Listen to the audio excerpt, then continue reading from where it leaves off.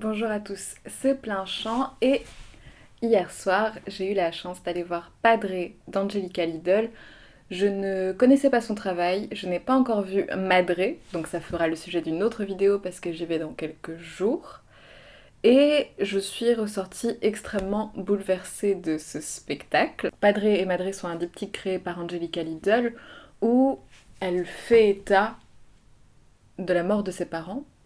Et donc Padre se concentre sur le père et ça commence par une espèce d'oraison funèbre face à une table mortuaire, on va dire, quelque chose de très froid, de très médical, qui couvre un corps où on ne sait pas qui c'est, on ne sait pas s'il y a réellement quelqu'un dessous, mais il y a la forme du corps qui est esquissée. Et donc, elle, en robe noire, en robe de deuil, elle va hurler, chanter. Il va y avoir des bruits assez dérangeants d'un chien notamment, d'un chien où on imagine qu'il se fait frapper. Et c'est tout un passage extrêmement lyrique, centré sur la religion aussi. La présence du sacré est extrêmement importante dans le travail d'Angelica Lidl. Et il y a un déchirement intérieur qui est quand même assez fascinant et très beau et très cruel. Et de toute façon, en psychanalyse, quand on parle de tuer le père, donc là, elle recrée la mort du père, c'est pas innocent. C'est pas innocent et c'est un détachement qui est très brutal. Et je trouve ça très beau. Je trouve ça très beau dans les mots, dans le corps. Il y a ça qui est extrêmement étonnant. Et en fait, quand la personne qui est sous le drap se redresse, on a un enfant. Et dans cette pièce, qui peut déstabiliser complètement. Je ne conseille pas cette pièce à tout le monde. Je conseille cette pièce à des gens qui ont une certaine culture de la religion catholique. Parce que j'ai entendu à côté de moi des gens qui expliquaient ne pas avoir compris certaines références, même si les références, c'est toujours mieux de les avoir, mais là je pense que il y a quelque chose de la sensibilité qu'on perd beaucoup si on n'a pas ça en tête. Si on est choqué très facilement, ça ne vaut pas la peine. C'est comme pour les chiens de Navarre. C'est un travail qui est très cruel, qui est très intime, qui est très sensible. Elle nous partage cette sensibilité, cette intimité par le prisme d'images, de références iconographiques, par la musique, d'avoir constamment des chants religieux avec des contre-ténors, c'est sublime sur scène, ça hausse la pièce à un niveau qui est quand même assez incroyable en termes de référence et le rapport au divin est extrêmement bien exploité.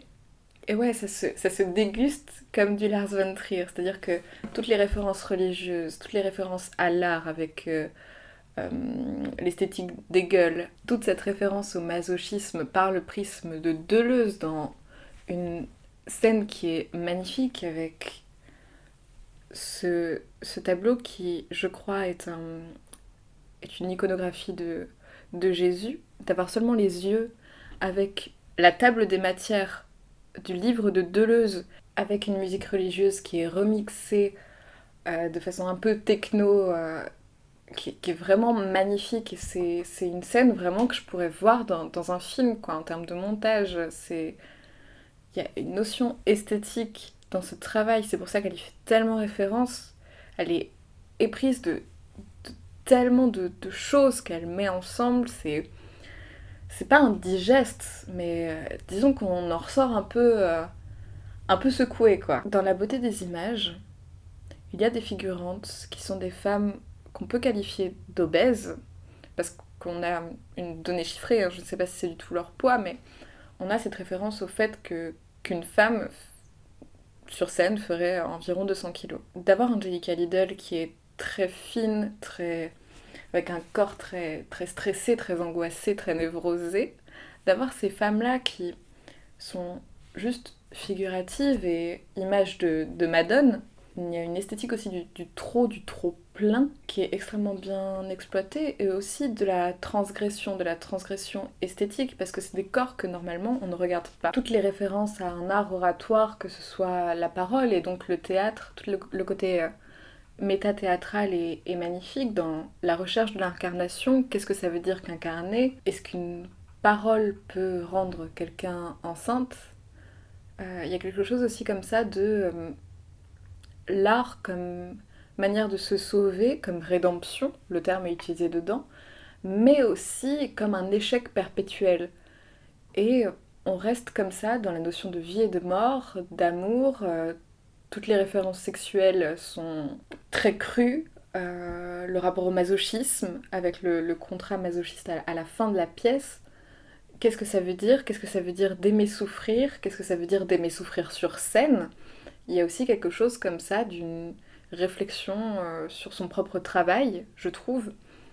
Et quand j'ai vu cette pièce, j'ai beaucoup pensé à Huysmans, parce que j'ai travaillé un peu sur la crucifixion de Huysmans. Huysmans, quand il voit ce tableau, il est à la fois fasciné par la cruauté du corps du Christ, et en même temps, il est fasciné par la transfiguration. Donc la transfiguration, c'est le changement d'état un peu prosaïque à quelque chose d'ordre divin. Et là-dedans, je veux pas utiliser le terme de catharsis parce que on l'utilise trop et que ça veut plus rien dire, mais il y a quelque chose comme ça, d'un truc organique qui prend aussi l'esprit et qui est aussi une ode à la spiritualité et au catholicisme qui, moi, me touche beaucoup.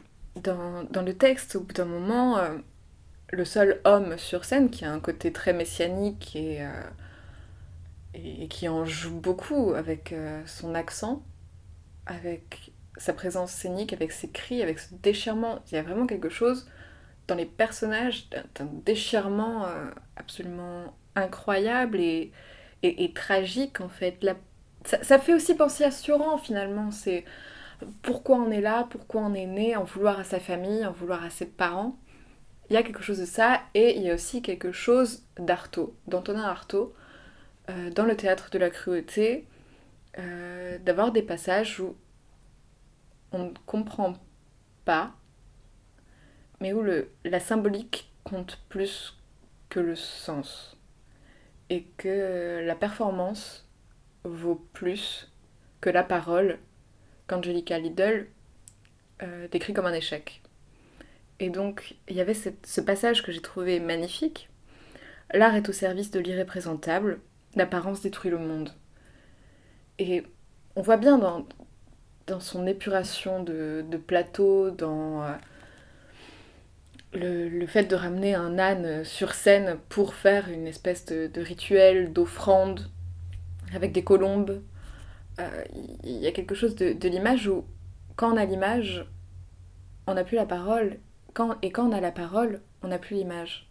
Après, évidemment, il y a une volonté de choquer et de montrer qu'est-ce qui nous anime dans la perversion, avec cette bande sonore d'un film pornographique, et le fait d'insister là-dessus avec le père à moitié nu, dans un espèce de truc qui porte comme les enfants, un espèce de berceau amovible. Il y a quelque chose comme ça de la procréation. Qu'est-ce que la procréation? La procréation et le fait d'exister, ça part du rapport sexuel, et donc le rapport sexuel a totalement sa place dans l'appréhension aux parents. Elle utilise un peu tous les codes de la culture chrétienne et catholique dans la transgression, c'est-à-dire que lorsqu'elle mime une espèce d'extase orgasmique, on pense directement à l'extase de Sainte Thérèse, que je vais vous mettre juste ici.